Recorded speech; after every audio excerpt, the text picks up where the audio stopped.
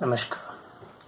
Let's begin the discourse number 5 with the invocatory prayer.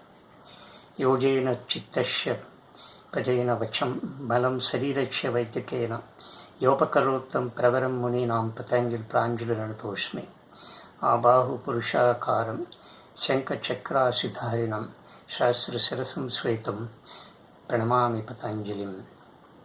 Let's bow before this noblest sage who gave yoga serenity and sanctity of mind, grammar of speech, clarity of action, and perfection of health. Let's prostrate before this great sage who is a reincarnation of Adishesha, whose upper form has a human body, whose arms are adorned with a conch and a disc, and whose head is crowned with a 1,000-headed cobra. Friends, in the discourse number 4, the speaker has given you the various yogic texts.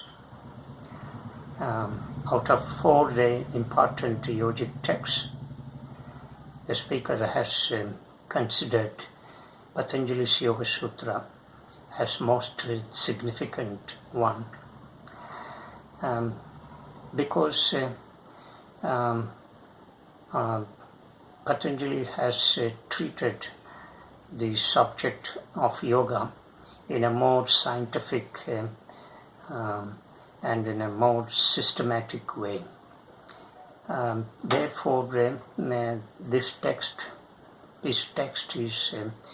is more comprehensive and more authentic and than the other 3 other yogic texts.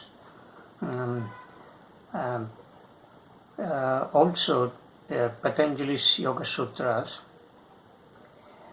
is regarded as more important than the other yogic texts, not because it gives essential information about yoga, but also the way in which yoga is being treated in a more scientific way. Unlike the other yogic texts, Patanjali has treated yoga as an art, as a science, and a religion by itself. Therefore, Patanjali's Yoga Sutras has gained more significance and value than the other yogic texts, which came later, say just 1,000 years ago. Now, in the discourse number 5, the speaker would like to dwell upon the urgency of yoga. Why we need to take up yoga? What is the necessity of doing yoga? Is there any urgency? If there is an urgency, and why such an urgency has risen? Let's examine all these aspects. Now, in the beginning of the Yoga Sutras, I would say Patanjali begins the yoga with this sutra. What is this sutra? Atha Yoga Anusanam. Atha Yoga Anusanam. Look at this very cryptic sentence. It has only 2 Sanskrit words, Atha and Yoga Anusanam. Atha means now. Yoga Anusanam means an exposition of yoga. So the translation in English goes like this: now an exposition of yoga. But this sentence is not complete. It's not full. It is incomplete. It is half sentence. It is half cryptic sentence. Why this sentence is half and not complete? And this cryptic sentence has several implications, and we need to understand these implications. As the speaker has already said, the complexity of Patanjali's Yoga Sutras is because of the cryptic way of rendering this most beautiful science of yoga in a few select Sanskrit words.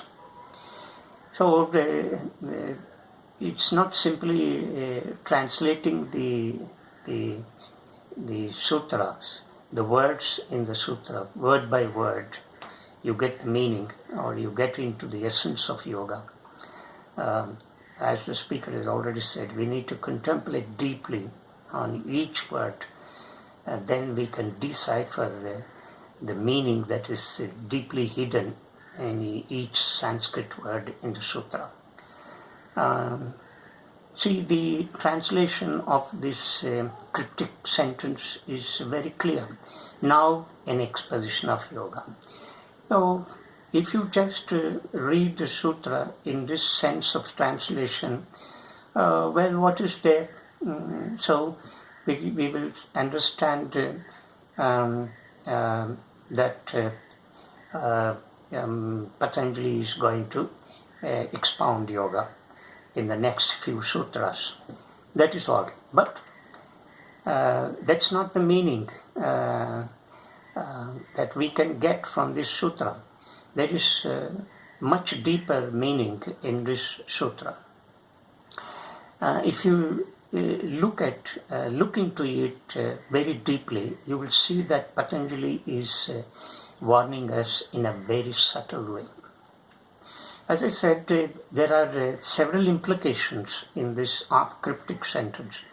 Let me first take up the first implication of this sutra, why there is an urgency of yoga. Now, Patanjali says what has gone before from now in our life is not significant. It's not a matter for serious concern. It's immaterial, and therefore there is an urgency of yoga. It means that what has gone in our life from now is insignificant, means that we have not led life properly. How do we say that we have not led life properly? Now, we will get it more clarified when we move on to another implication of this sutra. There we can understand the real urgency of yoga given by Patanjali. So the first implication is that we have made life very complex. And this complex life we have led all through till now. And therefore the urgency of taking up yoga. Now life, what we have led till now is complex. This is what Patanjali is striking. And therefore yoga also appears to be complex. It is very simple. For instance, a man who is down with fever, and any food tastes bitter. So also yoga appears complex because life is complex. So how to get out of it? This is the fundamental question. This is the first implication that Patanjali is indicating through this half cryptic sentence, saying that what we have led till now in our life is very insignificant, and therefore there is an urgency of yoga. Now the second implication is Patanjali is seriously warning us that if we do not practice yoga now, here, then it is for never.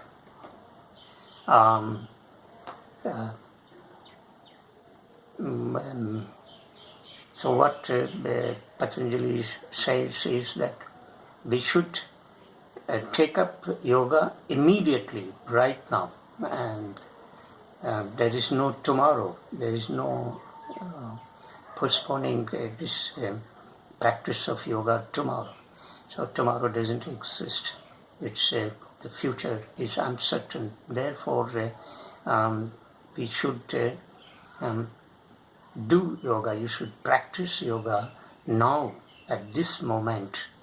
At this moment, because the earlier implication has indicated that what has gone in our life before, from now, is very complex.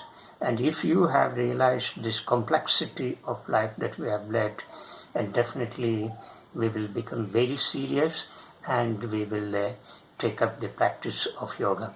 This is the second implication in this half-cryptic sentence. Now the third implication is the complexity of life. Why we have made life so complex?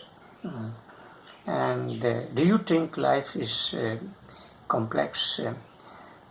So complex that we should go to yoga? Definitely the answer is yes. If you see, all true in our life, we have lived in pain and suffering. The degree of pain and suffering may differ from individual to individual, but then pain and suffering is there. It is universally recognized. Maybe a rich person experiences pain and suffering in a different dimension, while a poor man suffers in another dimension. So the dimension is different, but the pain is there, the suffering is there. The world is filled with this pain and suffering. And therefore, how we should get out of this pain and suffering that we have been passing through ever since we came into this world.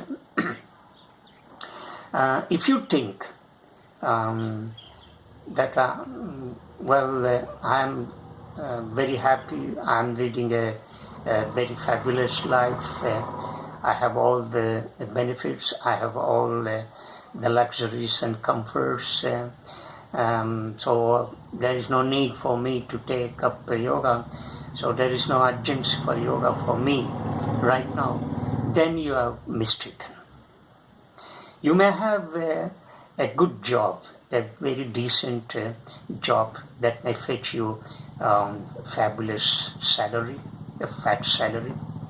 You may have a good life partner. You may have a luxury car. You may have built a palace-like house.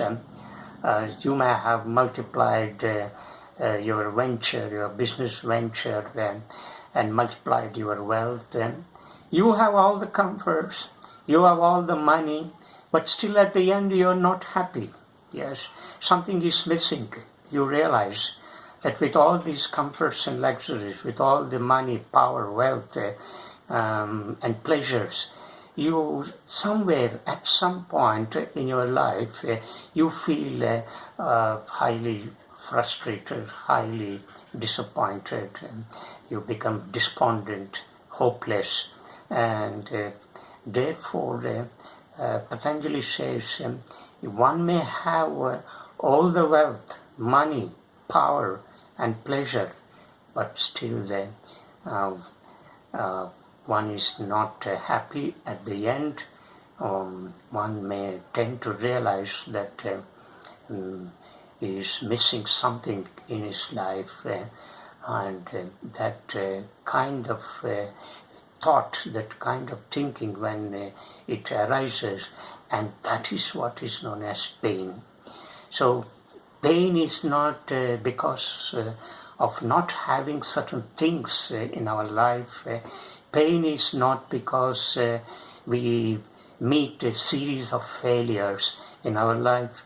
Pain is not because that we have not achieved our goals, but pain is because that we have missed something in our life, something very precious, something more precious than all the wealth, power, and luxuries and comforts we have.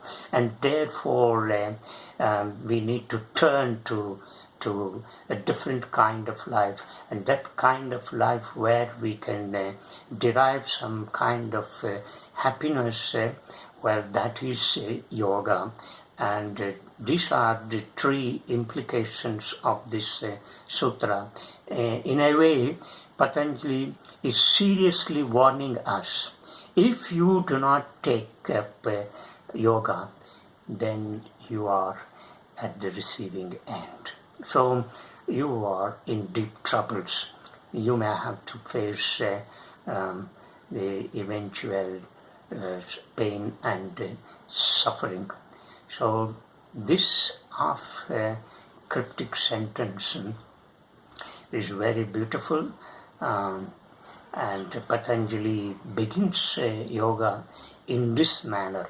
So why we need to learn yoga, why we need to practice yoga, Patanjali is indicating in this sutra, and indicating not only the importance of yoga, but he is warning us in a subtle way. If we do not take up yoga, if we do not practice yoga, we will be eternally condemned to suffering and pain.